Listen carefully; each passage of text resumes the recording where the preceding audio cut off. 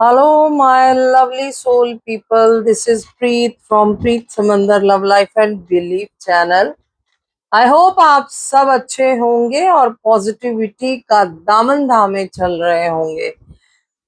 दोस्तों, प्रतिदिन हमारी जिंदगी में ऐसी चीजें घटित हो जाती हैं जो या तो हमारे कयास से, हमारी सोच से बहुत परे होती हैं या हमारे लिए आश्चर्य का बहुत बड़ा कारण बन जाती हैं। तो बेहतर होता है कि हम ज्यादा से ज्यादा अपने इस लाइफ में एक्सपोजर को यूज करें, ज्यादा से ज्यादा चीजों को समझें, जाने और उनको प्रॉपरली फॉलो करें सो दैट ये सडन शॉक या ये सडन ऑब्स्टेकल्स हमारी जिंदगी में प्रॉब्लम का कारण ना बने। ऐसी ही कुछ प्रॉब्लम्स का हल आपकी ये प्रीति हमेशा आपके लिए लाती रहती है। आज भी एक विषय के ऊपर चर्चा लेके आई हूँ।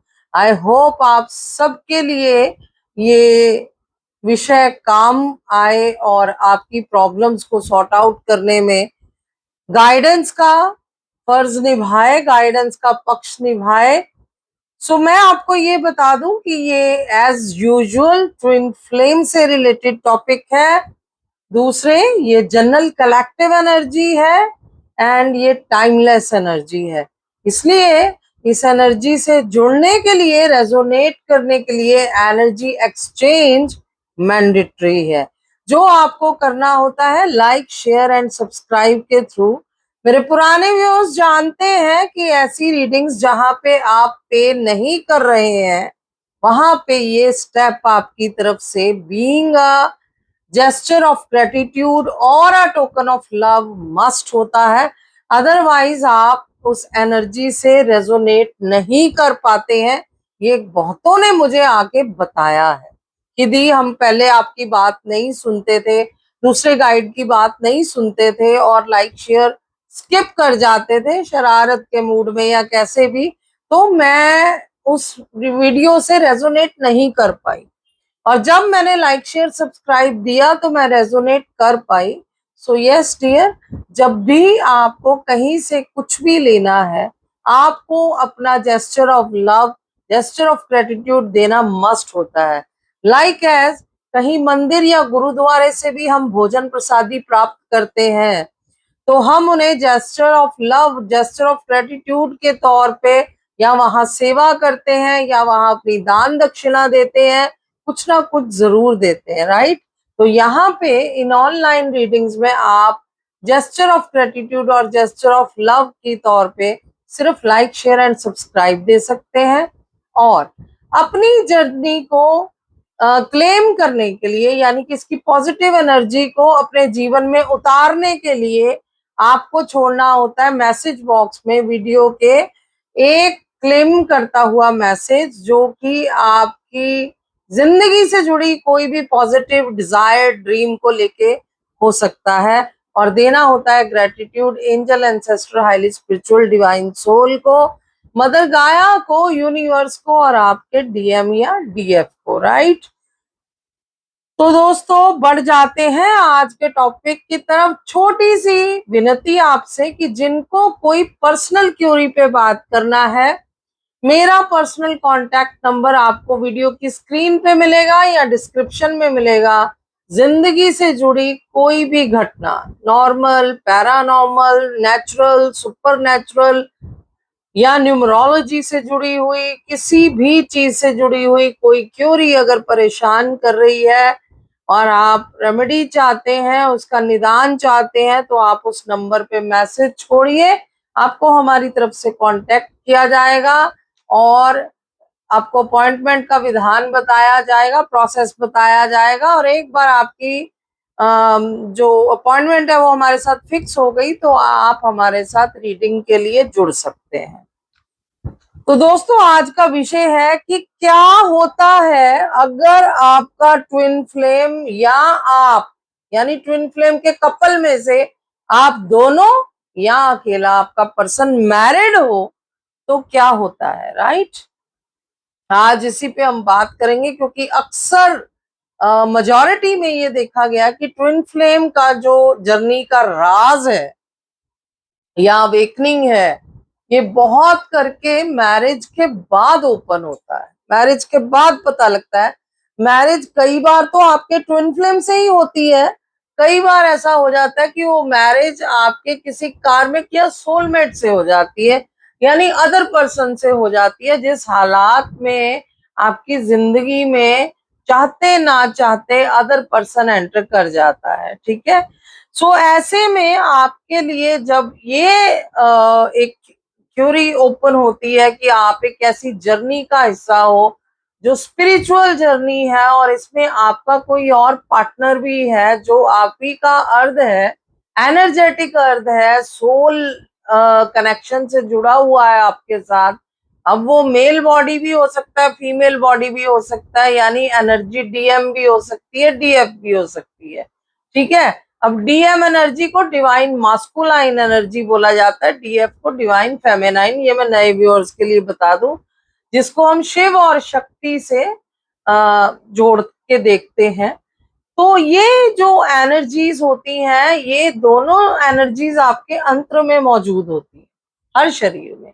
लेकिन ट्विन फ्लेम में आपकी ये एनर्जी एक क्षीण होती है और एक बहुत स्ट्रांग होती है। ओके, ऐसे में आपकी जो क्षीण एनर्जी होती है उसको बैलेंस में लाना होता है, क्योंकि प्रॉपर बैलेंस में आने के बाद, अलाइनिंगमेंट के बाद ही आप उस जर्नी में अपने सोल पर्पस की तरफ बढ़ पाते हो, जब आपके ये दोनों तत्व प्रॉपर बैलेंसिंग में आ जाते हैं। और इन बैलेंसिंग के बाद ही जो फिजिकल बॉडी में आपका सेकंड तत्व दूसरा सरवाइव कर रहा है, मान लीजिए आप में डीएम तत्व बड़ा है और उनमें डीएफ तत्व बड़ा है, ठीक है, और वो आप ही के अर्थ है, और दूसरे शरीर में उन्होंने जन्म लिया है, लेकिन इसी आत्मा का वो दूसरा तत्व है। तो ऐसे में जब आप अलाइन हो जाते हो, प्रॉपर बैलेंस हो जाते हो, तो आपका यहाँ पे 3D प्लैनेट पे रियूनियन करवाया जाता है फिजिकली, ईश्वर के द्वारा, on the divine timing. Okay, on the with the wish of divine of course. और उसके बाद आप दोनों अपनी टुगेदरनेस, अपनी मौजूदगी में, फिजिकल मौजूदगी में, आप अपने सोल पर्पस की तरफ पलायन करते हो, बढ़ जाते हो और उसको सर अंजाम देते हो, यानी उसको पूरा करते हो। ठीक है, अब इसमें बात ये हुई थी कि अगर आप शादीशुदा हो या आपका पर्सन शादीशुदा है किसी और से, या आप दोनों ही शादीशुदा हो, तब ये रीयूनियन कैसे भवे, कैसे हो, कैसे ये मौजूदगी में आए, वजूद में आए, और कैसे आप सोल पर्पस कर पाए, ये बहुत बड़ा सवाल हमारे बहुत से जोड़े उठाते हैं। और ये बहुत बड़ी एक क्यूरी भी इस जर्नी में लोग कंसिडर करके लेते हैं। तो इसी पे आज हम बात करेंगे, तो जुड़ जाइए पॉजिटिवली मेरे साथ, बढ़ते हैं इस क्यूरी को सॉर्ट करने की तरफ, राइट, इसको सुलझाने की तरफ। देखिए, जब आपका ट्विन फ्लेम शादीशुदा हो, आपसे नहीं किसी और से, देन आम तौर पे आपको एक एडवाइस मिलती है आपके गाइड से, घर वालों से, दोस्तों से, क्या मिलती है कि तुम स्वयं पे फोकस करो, तुम अपने पे काम करो, अपनी पर्सनल ग्रोथ पे काम करो, और रिस्पेक्ट करो किसकी, जो एग्जिस्टिंग कमिटमेंट दी है तुमने। एग्जिस्टेंट कमिटमेंट क्या होती है आपकी, उस पर्सन से जिसके साथ आप कार्मिक रिश्ते में जुड़े हो। ठीक है, जो कार्मिक नॉट से आपके साथ जुड़ गया है, पुरुष या स्त्री, पति या पत्नी के रूप में, स्पाउस के रूप में, उसकी इज्जत करते हुए अपनी पर्सनल ग्रोथ के ऊपर ध्यान दो, और इसको एक सेक्रेड स्पेस दो, इसको जितना स्पेस चाहिए उतना स्पेस दो इस रिश्ते को। यूं ना हो कि जो पर्सन आपके साथ बंध गया, जुड़ गया, उसका दम घुट जाए, या वो पर्सन आपका दम घोट दे। समझ रहे हो, कोई भी रिश्ता फलने फूलने के लिए उसको सांस लेना, उसकी एक प्रॉपर इज्जत होना, उसकी प्रॉपर स्पेस होना बहुत जरूरी है, जो कि इस रिश्ते में भी आपको देनी होती है, इस दूसरी शादी में, राइट, जो आपकी आपके पर्सन के साथ ना होके किसी दूसरे पर्सन के साथ हुई होती है।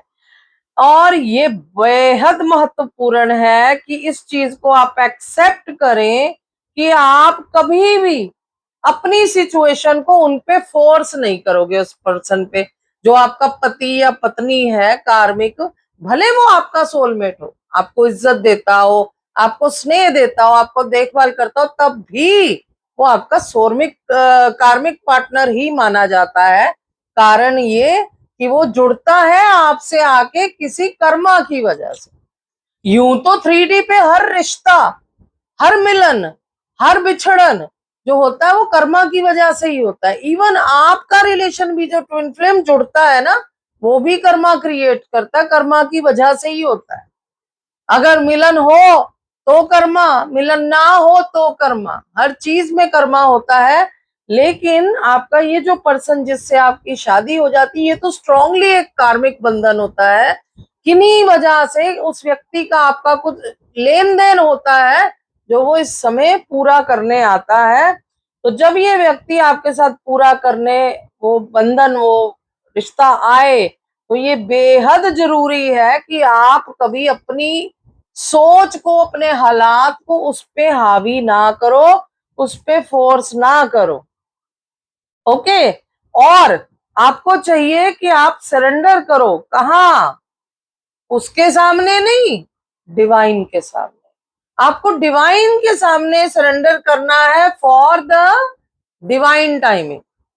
वो व्यक्ति जैसे रह रहा है आपके साथ, उनका सम्मान कीजिए, उनके साथ रहिए, अपना फर्ज निभाइए। आपको कभी इस रिश्ते में ये नहीं कहा जाता कि आप किसी दूसरे व्यक्ति की वजह से उनको छोड़ के आ जाइए। नहीं, ये तो पाप होगा, ये तो गलत होगा। खासकर तब अगर वो व्यक्ति आपको प्रेम दे रहा है, स्नेह दे रहा है, आपके लिए लॉयल है, तो फिर तो ऐसे व्यक्ति के साथ फर्ज निभाना बहुत ही जरूरी है, राइट।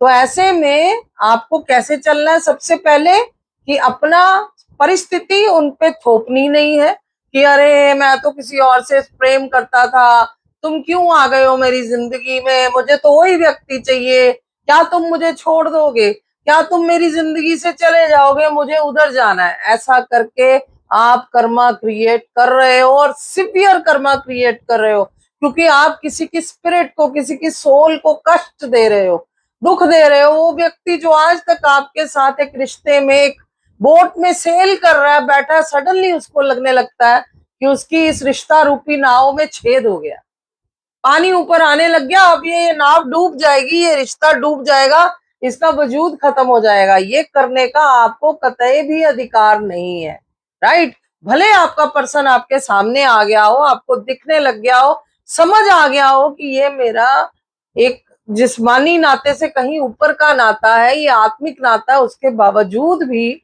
जो जिस्मानी नाते वाले लोग आपके साथ चल रहे हैं, उनको दुख देना, उनको फोर्स करना आपके कार्य क्षेत्र में नहीं आता। आपको ये बिल्कुल भी नहीं करना है। Okay friends. और दूसरा जो आपको ध्यान रखना है, वो ये ध्यान रखना है कि आपको सरेंडर करना है डिवाइन के आगे, डिवाइन टाइमिंग के लिए।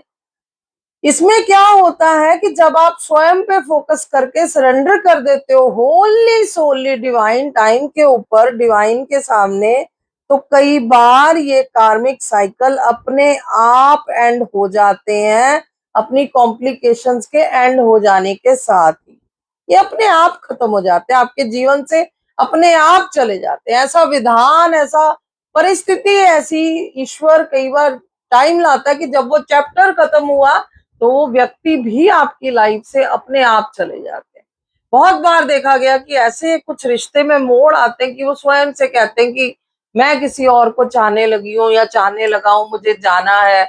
या भगवान ना करे, कई बार मैंने यूं भी देखा कि एक पर्सन की मृत्यु हो गई किसी बीमारी की वजह से, या कुछ, वो चले जाते हैं आपकी लाइफ से, या डिवोर्सेस भी हो जाते हैं। कई बार वो खुद ही उठ के कहते हैं कि मैं इस रिश्ते में नहीं रहना चाहती या रहना चाहता। सो इसलिए कभी भी भूल के आपको उस मैरिज के अंदर कॉम्प्लिकेशंस बिल्कुल भी अराइज नहीं करनी, क्रिएट नहीं करनी है। इंस्टेड ऑफ दैट आपको अपने ट्विन फ्लेम के ऊपर, इस रिलेशन के ऊपर एक परम सत्य की तरह बिलीव करते हुए अपने एक्टिविटीज को जो है वो ध्यान देना है कि मैं ऐसे कार्य करूं जिससे मेरे जीवन में जॉय आए, खुशी आए, ग्रोथ आए, फुलफिलमेंट का एहसास हो, अपने पे मेरा विश्वास बढ़े, यूनिवर्स पे मेरा विश्वास बढ़े, मुझे गाइडेंस मिले हर सिचुएशन में। कैसे गाइडेंस मिलेगी? जब आप पॉजिटिव रहेंगे, विश्वास से पर्याप्त रहेंगे, ईश्वर के साथ, कुदरत के साथ, यूनिवर्स के साथ आपका जुड़ाव बना रहेगा, तब जाके आपको ये सारी जो चीजें हैं वो प्राप्त होती हैं, राइट? अब मैं प्रॉपर स्पेसिफिक आपको कुछ ऐसी पॉइंट्स बताऊंगी जो वन बाय वन इन चीजों के ऊपर और डेडिकेटेडली लाइट डालेंगे कि कैसे अगर आपका पर्सन या आप दोनों मैरिड हैं तो ट्विन फ्लेम में रहते हुए, इस जर्नी में रहते हुए आपको अपनी जर्नी में आगे बढ़ना है और अपनी जर्नी को पूरा भी करना है और अपने कार्य को यानी कि सोल पर्पस को भी पूरा करना है। कैसे कर सकते हो उसका ध्यान दीजिए। सबसे पहला जो पॉइंट है वो है फोकस ऑन सेल्फ ग्रोथ। अपनी ग्रोथ पे आपको फोकस करना है। अगर आप में ही कमियां हैं, आपकी ग्रोथ प्रॉपरली नहीं हो रही है, आपको लग रहा है कि मुझे और कमाना चाहिए, मुझे और पढ़ना चाहिए, मेरी कमाई पर्याप्त नहीं है, मेरी इज्जत समाज में पर्याप्त नहीं है, मेरा जो प्रेजेंट मुकाम है समाज में उससे मैं सेटिस्फाई नहीं हूं, तो उस पे काम कीजिए। मतलब आपकी सेल्फ ग्रोथ होना अभी बाकी है। तो shift your energy from your to your self. अपनी एनर्जी को अपनी एनर्जी को एक जगह से दूसरी जगह पे आपको शिफ्ट करना है। कैसे? लोअर एनर्जी से आपको हायर एनर्जी में लाना है। ओके, और वो कैसे होता है? वो 8 स्टेजेस हैं इस जर्नी की। वो आप मेरे ओल्ड वीडियोस देखोगे, आपको पता लग जाता है कि किस प्रकार से आप अपने पे काम करके सेल्फ ग्रोथ पे आप फोकस कर पाते हो, काम कर पाते हो। ठीक है, तो वो आप मेरे ओल्ड वीडियोस जाके चेक कीजिए। बुलेट वाले वीडियोस है मेरे, रेड बुलेट्स वाले, उसमें आपको सारा ये डिटेल्स मिल जाएंगे कि कितनी स्टेजेस होती हैं, कैसे कैसे काम करके आप सेल्फ ग्रोथ पे वर्क कर सकते हो। ओके, दूसरा पॉइंट जो है वो है prioritise your own personal growth and self love. पहल देनी है, तरजीह देनी है आपको। किस पे? सेल्फ लव पे और सेल्फ ग्रोथ पे। देखो, सेल्फ ग्रोथ पे तो हर कोई काम कर लेता है, but the problem arises in the time of self love. ये बहुत मुश्किल होता है करना। अपनी माँ को पीछे छोड़ के, अपने भाई को पीछे छोड़ के, अपनी बीवी, अपने बच्चों को पीछे छोड़ के सिर्फ अपने बारे में सोचना। आपको सेल्फिश बनने के लिए नहीं बोला जाता, आपको सेल्फलेस बनने के लिए बोला जाता है कि हर वक्त हम ये सोचते हैं कि मेरी मम्मा के सारे विश पूरे हो जाए, मेरे फादर साहब के सारे विश पूरे हो जाए, मेरे सिबलिंग्स के सारे विश पूरे हो जाए, मेरी फैमिली जो वेरी नेक्स्ट फैमिली है, वाइफ एंड किड्स अगर है, उनके सारे विश पूरे हो जाए। पर कभी आपने ये सोचा कि मेरे विश भी पूरे होने चाहिए? मैंने क्या कसूर किया भाई? मैंने क्या गलती करी? अगर ईश्वर ने मेरी जिंदगी में सत्य प्रेम दिया, सत्य एक साथी दिया जो मेरे साथ बिना किसी लालच के अनकंडीशनली चलना चाहता है, प्रेम देना चाहता है मुझे और सिर्फ प्रेम मांगता है मुझसे, तो मैं उसका क्यों नहीं हो सकता या वो मेरा क्यों नहीं हो सकता? राइट? तो इसलिए आपको प्रायोरिटाइज करना सीखना होता है। कहाँ? पर्सनल ग्रोथ और सेल्फ लव को। ये प्रॉब्लम मैं आपको एक बात बता दूं, जो अवे पोर्शन होता है ना, सेकंड अवेकनिंग, इसमें फर्स्ट अवेकनिंग कई बार, ज्यादातर मेजोरिटी में डीएफ की होती है, पर कई बार डीएम की भी होती है, और वो बॉडी कोई भी हो सकती है, मेल या फीमेल। पर अदर पार्ट जो सेकंड अवेकनिंग होती है वो भी डीएम या डीएफ कोई भी हो सकता है, और मेल फीमेल बॉडी कोई भी हो सकती है। ये आपके कर्मा पे डिपेंड करता है। ठीक है, जैसी आपकी जर्नी होती है वैसा आपको जन्म मिलता है, वैसी आपको एनर्जी स्विच होती है। तो इसमें क्या होता है, वो जो सेकंड अवेकनिंग है ना, वो सेल्फ लव करने में उनको बहुत प्रॉब्लम होती है, बहुत ज्यादा। वो इतने कर्मा नॉट्स में फंसे होते हैं, इतने ज्यादा वो इसमें उलझे होते हैं कि उनको बहुत लंबा टाइम लग जाता है सेल्फ लव करने में। वो नहीं सोच पाते हैं अपना भला, क्योंकि उनको ये समझ आता है कि अगर मैंने स्वयं के बारे में सोचा तो बाकी पीछे रह जाएंगे। वो ये नहीं समझ पाते कि खुद से प्यार करोगे तो ही तो दूसरों को प्यार कर पाओगे, तभी तो दूसरों को प्यार दे पाओगे। अगर तुम ही कमजोर हो, तुम ही टूटे हुए हो, तुम ही बीमार हो, तुम ही डर रहे हो, तुम ही डरों से ग्रसित हो, तुम ही बहुत सारे गिल्ट्स में फंसे हुए हो, तो तुम कहाँ किसी को प्रॉपर लव दे सकते हो। मैं आपको एक बात बता दूं, जो सेल्फ लव करने वाला व्यक्ति होता है ना, वो इंटरनली बहुत स्ट्रांग, बहुत मजबूत, बहुत सेफ पर्सन होता है अपने जोन में। और वो दूसरों को जो प्यार देता है, वो दूसरों के व्यक्तित्व को पूरा ग्रोथ देता है, निखार देता है, सही फैसले लेता है। अभी आपको लगता है कि मैं सबकी भलाई के लिए काम कर रहा हूं, but the actual fact is सबकी भलाई कहाँ हो रही है? क्या सब में आप नहीं आते? आप खुद को नहीं गिनते? तो जब आप रो रहे हो, आप कष्ट में हो, तो बाकी आपसे जुड़े लोग कैसे एंजॉय कर सकते हैं? और अगर वो कर भी रहे हैं तो वे ये भी बहुत बड़ा फ्लॉ है कि आप जिनको फीड कर रहे हो उनको आपकी ही परवाह नहीं है। इट मींस लॉस में कौन जा रहा है? आप जा रहे हो। सो सेल्फ लव करना सीखिए, पहले अपनी केयर कीजिए, फिर दूसरों की प्रॉपर केयर दीजिए। इसमें किसी का नुकसान नहीं होता, बल्कि फायदा होता है। आप इसीलिए देखिए, जब आप एयर ट्रेवल करते हैं, वहां पे एयर होस्टेस आपको क्या सिखाती है कि आपातकालीन परिस्थितियों में पहले एयर मास्क खुद पहनिए, फिर बगल वाले को पहनाइए। क्योंकि अगर तब तक श्वास आप ही ना ले पाए तो आप किसी और के श्वास लेने में कैसे हेल्प कर पाओगे? इसलिए स्वयं की देखभाल कीजिए, पहले स्वयं का दुख सुख आप बेटर कीजिए, तभी आप औरों को भी बेटर लाइफ दे पाएंगे। सो यस, सेल्फ ग्रोथ के साथ साथ प्रायोरिटाइज करना है सेल्फ लव को इस जर्नी में, खासकर अगर आप मैरिड हो। खासकर ये पॉइंट यहाँ मैरिड टू इनफ्लेम कपल्स के लिए आ रहा है, मैं बता दूं।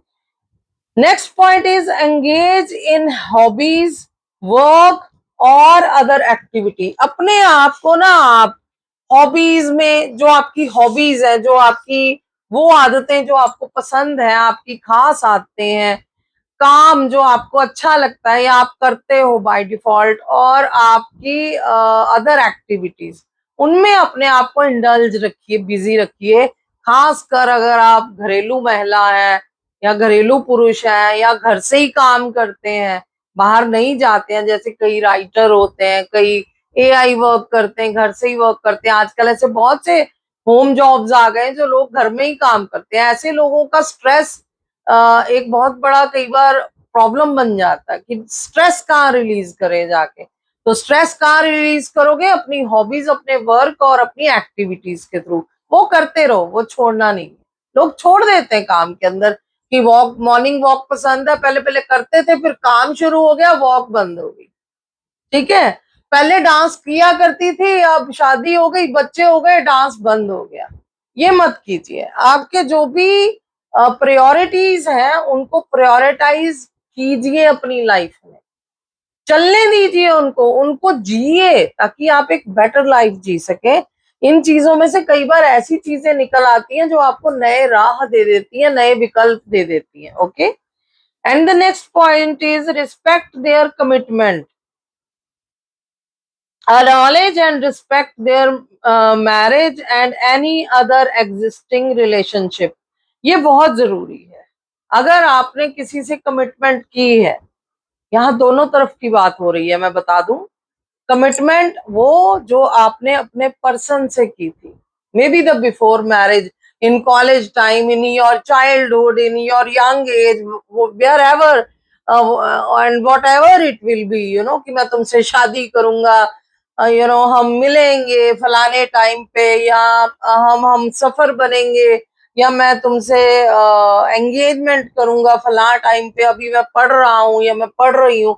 उसकी रिस्पेक्ट कीजिए। अगर किसी को वादा कराए हो तो ये याद रखो कि तुम भले भूल गए हो सकता है उसके लिए वो वादा उसकी जीवन में सबसे बड़ा इंतजार बन चुका हो, वो आज भी तुम्हारी राह देख रहा हो या देख रही हो, ये कभी मत भूलो। अगर तुमने वादा किया है तो उसको निभाओ। आपकी मतलब you should be a man of words. अपने कही बातों का कद्र करना, उन पे चलना, उन पे कायम रहना, ये सीखिए।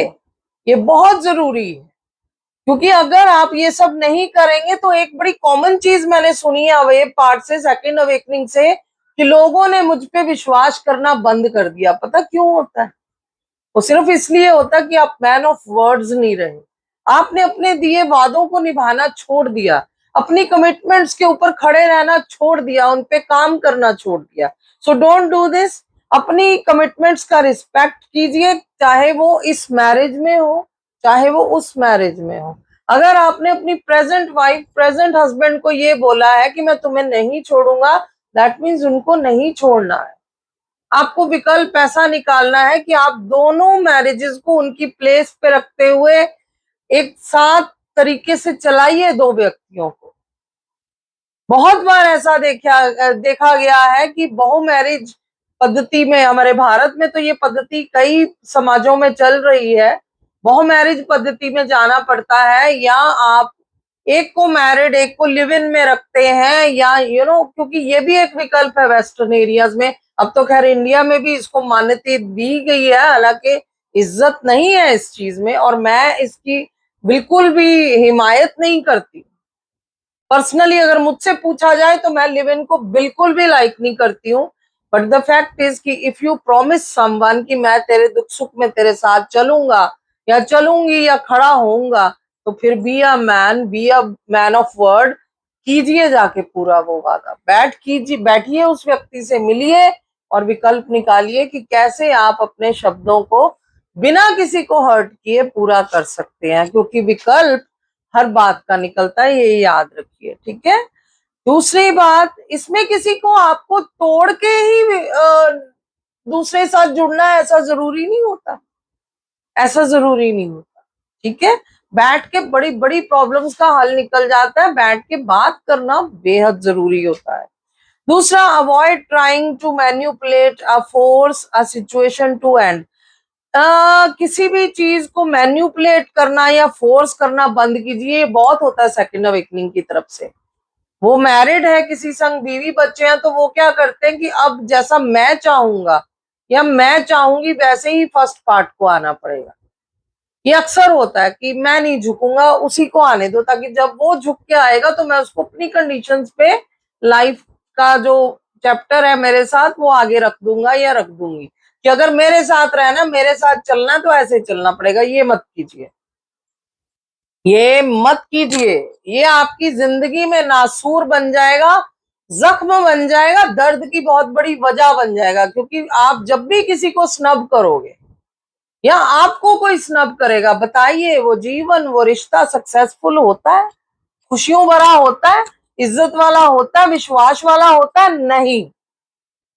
ऐसे रिश्ते में ना कभी विश्वास बन पाता है दोनों साइडों से, ना कभी रिस्पेक्ट ही बन पाती है, प्यार तो बहुत दूर की बात है, ठीक है। तो जिस संग आप जिंदगी का कोई रिश्ता निभाना चाहते हैं, उनको फोर्स मत कीजिए, उनको मैन्युपुलेट मत कीजिए। What ever the situation is, उनके सामने रखिए, उनसे बात कीजिए और सही विकल्प निकालिए। Okay. Next point is send them love and do not hope or plan on their relationship failing. हमेशा प्यार भेजो अपने ऐसे साथी को, भले आप फिजिकली उनके साथ नहीं भी हो, टाइम लग रहा है आपको उनके साथ होने में, लेकिन send them love, send them blessing, send them healing. ये तो आप कर सकते हो ताकि दूसरे का इंतजार इजी हो जाए, राइट। ये करते रहिए और उनको आशावान रखिए। आशावान कैसे रख सकते हो? बात करके। अगला मैसेज कर रहा है तो जवाब दो, या खुद कभी कॉल करो, मैसेज करो, उसको बोलो कि अभी वक्त लग रहा है, प्लीज मेरे साथ खड़े रहो, मैं विकल्प ढूंढ रही हूँ या ढूंढ रहा हूँ, और विकल्प मिल जाएगा, हम दोनों साथ होंगे। ओके। तो उनकी आशा मत टूटने दीजिए। इस तरह से क्या होगा, रिलेशनशिप आपका जुड़ा रहता है, टूटता नहीं है, नीचे नहीं गिरता। किसी के दिल से, दिमाग से आप फील करते हो ना, मैं उसकी आंखों से नीचे गिर गया, है ना, वो इसीलिए होता जब आप दूसरे की रिस्पेक्ट नहीं करते हो, दूसरे को उसका स्थान नहीं देते हो। तो इन चीजों को बहुत ध्यान में रखिए, दूसरे का स्थान ध्यान में लेके चलिए। और नेक्स्ट पॉइंट जो है वो है प्रैक्टिस एक्सेप्टेंस। ये बहुत बड़ी बात है, बहुत मेजर पॉइंट है। आपको एक्सेप्टेंस करना सीखना होगा, मानना सीखना होगा, स्वीकृति देना सीखना होगा, इसकी आदत डालनी होगी। ये मानो आप कि हर चीज को आप कंट्रोल नहीं कर सकते और आपको सरेंडर करना है। कहाँ? डिवाइन के सामने भाई, डिवाइन टाइमिंग के सामने। तुम्हारे दुख अगर कोई निवार सकता है, उनके सही हल निकाल के तुम्हें दे सकता है, सही तरीके से तुम्हें मिला सकता है, तो वो ईश्वर ही है, वो डिवाइन है, वो परम आत्मा है। वो उसी ऑल माइटी के सामने आप सरेंडर कीजिए, रादर देन खुद कंट्रोलिंग करने के। खुद कंट्रोलिंग करोगे तो चीजें और बिगड़ेंगी। सो स्वीकृति मानो ये कि तुम्हारा रिश्ता अगर कोई मिलाया किसी ने तो परमात्मा ने, और आगे कोई मिला सकता है तो वो परमात्मा मिला सकता है। ठीक है, तो इस चीज को मान लो। नेक्स्ट पॉइंट इज, आपको ये ट्रस्ट करना होगा कि जो मैरिज होती है वो, अगर आप चाहते हो कि ये खत्म हो जाए, आपके प्रेजेंट पार्टनर से जो मैरिज आप खत्म कर देना चाहते हो, नहीं बन रही आपस में दोनों की, नहीं आपका वेवलेंथ मैच कर रहा, नहीं वो पर्सन आपको समझता, या बहुत कंट्रोल कर रहा है, या गलत तरीके से आपसे जेलस होता है, या आपको डिसरिस्पेक्ट कर रहा है, ऐसे में आप इंटरवीन नहीं करिए मैरिज को तोड़ने के लिए, ब्रेक करने के लिए। अगेन आप डिवाइन टाइम का वेट कीजिए। ये रिश्ते का क्या अंत होना है जो एट प्रेजेंट चल रहा है, और उस रिश्ते का क्या यथार्थ होगा, क्या प्रारब्ध होगा आपके साथ, वो डिवाइन को तय करने दीजिए। जो सच्चा होगा वो आपके साथ खड़ा होगा, जो झूठा होगा या गलत होगा उसको ईश्वर परे कर ही देता है, या वो स्वयं परे हो जाएगा या कर दिया जाएगा। ठीक है, तो ये भी बहुत अहम पॉइंट है कि विश्वास रखिए, अटूट विश्वास रखिए कि ईश्वर जो करेंगे सही ही करेंगे, आपके साथ सही ही होगा। और आपको सेपरेशन को, फेज को समझना होगा क्या, एक आशीर्वाद, एक ब्लेसिंग, एक श्राप नहीं। जनरली मैंने देखा है हमारे जो फॉलोअर्स हैं, हमारे जो व्यूअर्स हैं, वो रोते हैं और इस समय को बहुत गलियाते हैं और बुरा भला बोलते हैं कि अलग करके रख दिया, तोड़ के रख दिया, मेरी शख्सियत झकझोड़ के रख दी, मेरा आपा खत्म करके रख दिया, मुझे रुइन करके रख दिया, मैं अकेली अलग थलग हो गई हूँ, और मेरे से अपनी जर्नी पे काम नहीं हो रहा, मैं यूं नहीं जी सकती, मैं यूं नहीं जी सकता। भाई ये तब होता है जब तुम्हारा ईश्वर पर से विश्वास खत्म हो जाता है। देखो शिव का ये संदेश बहुत फेमस है, कहते कि जब जिंदगी में सब कुछ खत्म लगे, जब जिंदगी में सब कुछ पलटता लगे, उलटता लगे, टूटता लगे, छूटता लगे, तो समझ लो यहां से शिव ने तुम्हारा नया एक जीवन का अध्याय शुरू कर दिया है। क्योंकि शिव का मानना यह है कि नया चरण शुरू करने के लिए जो पुराना चरण है उसका खत्म करना, उसकी समाप्ति भी बेहद जरूरी है। क्योंकि ओल्ड एनर्जी को आप लेट गो नहीं करेंगे, निकालेंगे नहीं, छोड़ेंगे नहीं, तो नई फ्रेश लाइट एनर्जी अंदर से कहाँ रखेंगे, कहाँ लाएंगे? समझ रहे हो? तो इसको ब्लेसिंग समझिए और डिस्गाइज नहीं समझिए। दूसरा पॉइंट है, don't get distracted from your own path.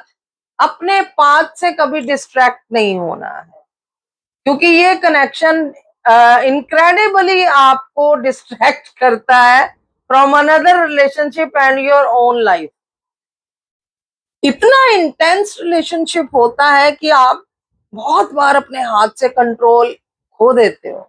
आपको लगता है कि मेरे पे कंट्रोल ही नहीं है, मैं सोच ही नहीं पा रही हूँ उसके अलावा कुछ, मैं समझ ही नहीं पा रहा हूं उसके अलावा कुछ, करूं तो क्या करूं, कहाँ जाऊं। तो इसमें क्या है कि आपको डिस्ट्रैक्ट नहीं होना है, डिस्ट्रैक्ट नहीं होना है, अट्रैक्ट भले हो जाओ अट्रैक्ट होने का आपको हक है, लेकिन डिस्ट्रैक्ट मत हो।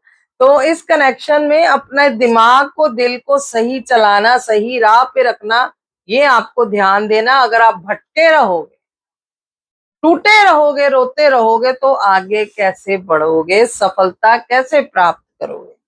एंड नेक्स्ट पॉइंट इज, अपनी एफर्ट को हमेशा जो भी लगा रहे हो, जो भी कोशिश कर रहे हो, ग्राउंडेड रखिए, ग्राउंडेड रह के करिए। किसी के सर पे पैर रख के या कंधे पे पैर रख के आगे नहीं जाना आपको, कभी नहीं। बल्कि राह बनानी है, सीढ़ी बनानी है, खुद से, स्वयं से ऊपर चढ़ना है, ताकि आपके पीछे और लोग भी चढ़ सके। रास्ता ऐसा बनाओ कि दूसरे भी फॉलो कर सके, ना कि दूसरों को लताड़ते हुए आगे जाना, वो नहीं होता, वो गलत है। ठीक है, इसलिए अपनी वेलबींग पे फोकस कीजिए, अपने राइट पाथ के लिए अपने पे ध्यान दो, लेकिन दूसरों का नुकसान नहीं करना, ये ध्यान दो। अगर आप कर्मा अच्छे करोगे, कर्म अच्छे रहोगे, सही पथ पे, सही टाइम पे, सही तरीके से चलोगे, तो यस, आपके राह के सारे कांटे ईश्वर चुन लेता है। ठीक है, लास्ट जो पॉइंट है वो ये है कि आपको अपने ट्विन फ्लेम की सिचुएशन, स्ट्रेस को और उसको समझना है। ये कभी मत समझो कि मैं बीवी वाला हूं, मैं बच्चे वाला हूं, मैं तो झुक के नहीं जाऊंगा। भले आपने उसको जिंदगी भर बेइज्जती करते रहे, उसकी जिंदगी भर उसको लताड़ते रहे, कहीं समझा नहीं, खुद से, अपने दोस्तों से, घर वालों से उसकी बेइज्जती करवाई, उसका बहुत नुकसान करवाया, और एंड में फिर यही सोच रहे हो कि नहीं मैं तो मेल हूं, मैं तो बहुत रिच हूं, वो तो बहुत गरीब है, क्लास का फर्क है, कास्ट का फर्क है, मैं क्यों झुकूं, उसी को झुक के आना पड़ेगा, भले मैं मानता हूं कि मैंने 100 नुकसान उसके किए। ये मत कीजिए, ये कभी मत कीजिए। ठीक है, क्योंकि ऐसा अगर कुछ आप कर रहे हो, अपने ट्विन फ्लेम की सिचुएशंस को आप खराब कर दे रहे हो, रिस्पेक्ट नहीं कर रहे हो, उनके स्ट्रेस को आप समझ नहीं रहे हो, क्योंकि आप कभी उनके निगाह, उनके पॉइंट ऑफ व्यू, उनके सिनेरियो से सोच के भी देखिए ना, कि मेरे को इसने कहाँ कहाँ क्या क्या नुकसान दिए, जब जब मुझे इसकी जरूरत थी ये कहाँ था, ये क्यों नहीं आया, ये क्यों नहीं खड़ा हुआ, इसने आके जवाब देना भी जरूरी नहीं समझा, और फिर भी वो व्यक्ति आपके लिए खड़ा, आपका इंतजार कर रहा है, आपको रिस्पेक्ट कर रहा है कि ठीक है तुम आओ, मैं चलूंगा या चलूंगी तुम्हारे साथ। ठीक है, ऐसे में चाहे कुछ भी परिस्थिति हो, आपको ये अपना आप अगेन उन पे फोर्स नहीं करना है, आपको अनकंडीशनल चलना है उनके साथ। और अनकंडीशनल क्या होता है, प्रॉपर बैलेंस होके चलिए। कि कहते हैं ना, प्रेम में, प्रेम से ज्यादा रिस्पेक्ट उसकी की जाती है जिससे आप प्रेम करते हो। समझे बात, ये नहीं कि आप ये तो कहते रहो अरे सत्य प्रेम, सत्य प्रेम, सत्य प्रेम में प्रभु बसते हैं, हृदय में राम बसते हैं, हृदय में राधा बसती हैं, क्या फायदा अगर आप अपनी राधा, अपने कृष्ण, अपने शिव की कदर नहीं कर रहे। ठीक है, इसलिए पहले उस व्यक्ति की कद्र करना सीखिए, उसकी रिस्पेक्ट करना सीखिए, उसकी भावनाओं को अहम रखिए, उसके दुखों को, उसके कष्टों को समझिए, उसके सिनारियो, उसके पॉइंट व्यू से जाके फिर आप देखिए आपका ये रिश्ता किस प्रकार से सुलभ और सहज हो जाएगा, और आपके काम अपने आप ईश्वर बनवाता जाता है। सो गाइड, मैंने आज पूरी कोशिश की है कि जो मैरिड ट्विन फ्लेम है वो कैसे अपनी जिंदगी में अपने ट्विन फ्लेम के साथ हो सकते हैं, इस रिश्ते में ग्रोथ ला सकते हैं, इस पे काम कर सकते हैं, और सबसे बढ़ के इसमें आपका रीयूनियन उनके साथ हो जाए, और आपकी फिजिकल टुगेदरनेस के साथ आप अपना सोल पर्पस कर सके, उसके मैंने वे आउट्स आपको बताए हैं बहुत पॉजिटिव वे में। सो आई होप आप सबकी जिंदगी में ये चीज इजीली उतर सके और काम कर सके, और आप सब अपनी जिंदगी में अपना कार्य, यानी कि सोल पर्पस पूरा करके जा सके अपने सोल पार्टनर के साथ। राइट, मैं फिर मिलूंगी अगले वीडियो के साथ, जब मेरी माँ, मेरे बाबा चाहेंगे टिल द टाइम आप इस एनर्जी को क्लेम कीजिए पॉजिटिविटीली के साथ और अनकंडीशनल लव आपकी लाइफ में उतरे, ऐसा हम दुआ करते हैं। टेक केयर, मैं फिर मिलूंगी, बाय बाय।